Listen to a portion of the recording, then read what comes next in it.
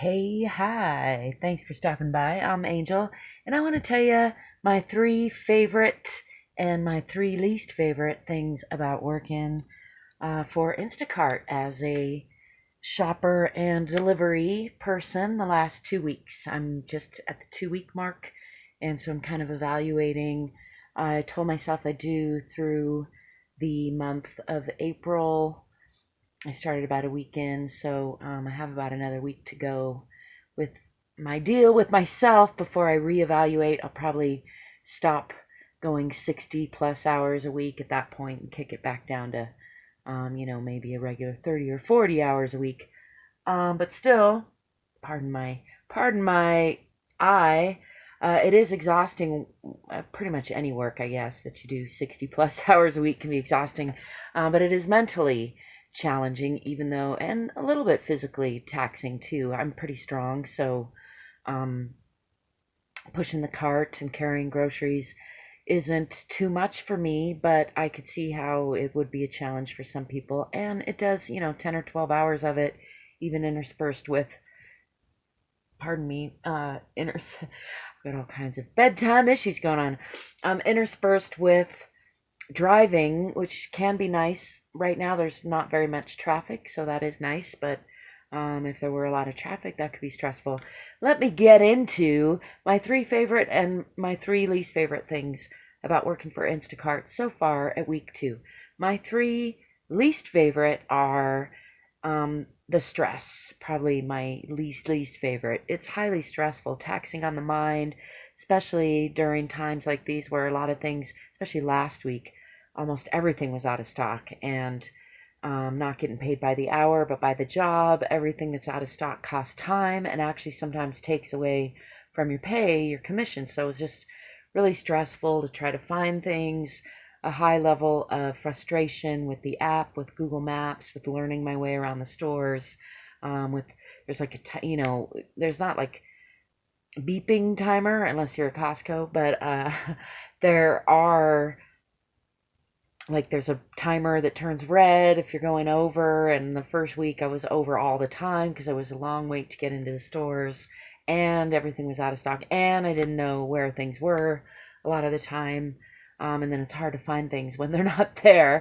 So the stress was number one. Number two of the things, my least favorite things about Instacart is the lack of support. I spent a lot of hours trying to chat with somebody my first week, never did get through to anyone, and finally just learned that you gotta just relax and figure shit out yourself. There's nobody there. I have chatted with a human being twice. They weren't super helpful, but I know they do exist on the chat. When I tried to cancel a batch a couple of the times, it told me the system, it being the system, the app that I am working for. It's what it feels like because there doesn't seem to be any real humans. And the three numbers that I laboriously tracked down for Instacart all say that they're no longer active and to go through the app. And the app is extremely difficult to even find. There's supposedly a little icon of a headset or something. I've only found it the once. And when I did, I was number 3,330 some in line for chat. And I waited most of the night with my phone on and still never got through to anyone. So I was down to like 300 and some at some point, like hours later. But no human ever came on or, addressed my questions, which I had asked. So definitely a lack of support. And that can be, for some people, could be a deal breaker. For me, I've been self-employed my whole life and a freelancer. So I can navigate that, but it was it was just difficult, especially at first, to figure things out. And still, whenever something goes wrong, it's not a great feeling to feel like there's nobody you can call to get help, to figure out what to do. So that's my number 2 least favorite thing. My number 3 least favorite thing is um, the inconsistency. Just overall, it's kind of consistently inconsistent. So it's hard to kind of figure out, and you kind of always feel like you're being lowballed, or the app allows customers to change tips all the way down to 0 for 3 days after you complete an order. I don't think that's fair at all. Um, and then it allows some customers to not even tip, and I don't think that's fair given the wages. Of course, tip is, supposed to be a tip, so I understand that. But I guess that being the case, then I think maybe there should be, like, there's another thing, inconsistency. I've a couple times gotten a heavy order pay, but it hasn't been the heaviest orders. I had many orders that were quite a bit heavier than that, and I didn't get heavy order pay for that. So, and it's difficult to tell what the order is going to be. They give you a little icon of what the things are, but they don't always show up, and they're all the same size, so you can't always tell, if they're a big item or a small item. So that would be my number 3 least favorite thing, is just the inconsistency. Sometimes the mileage seems wrong on the batch orders. Anyway, those are my 3 least favorite things. That's the stress, the inconsistency, and what was and the lack of support. Let's get on to the more cheery part of the scenario. My 3 favorite things about working for Instacart. My first 2 weeks in. Of course, this will probably change as time goes by.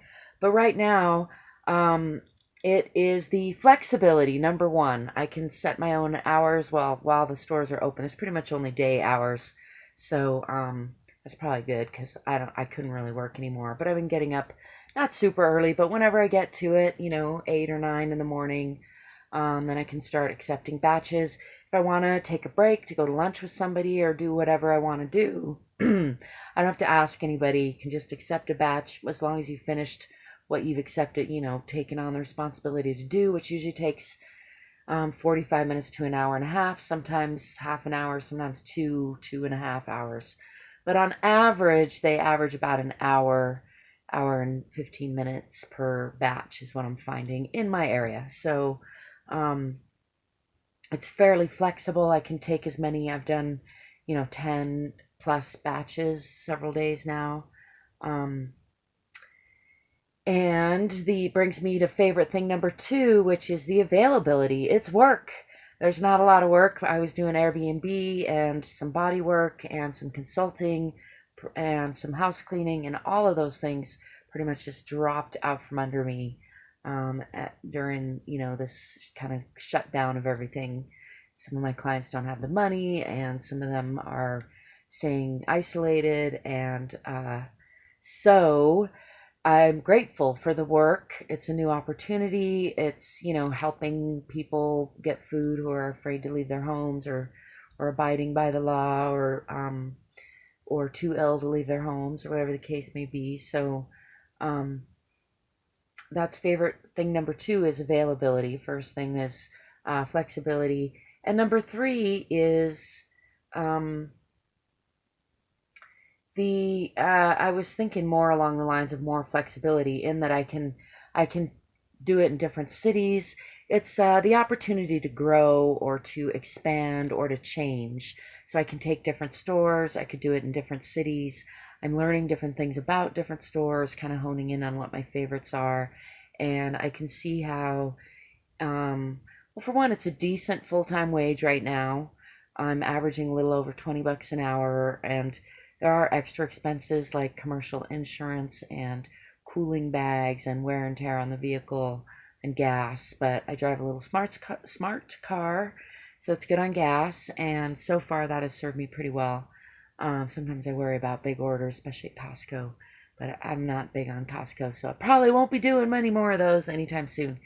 Anyway, that's my 3 favorite things: flexibility, availability, and growth potential.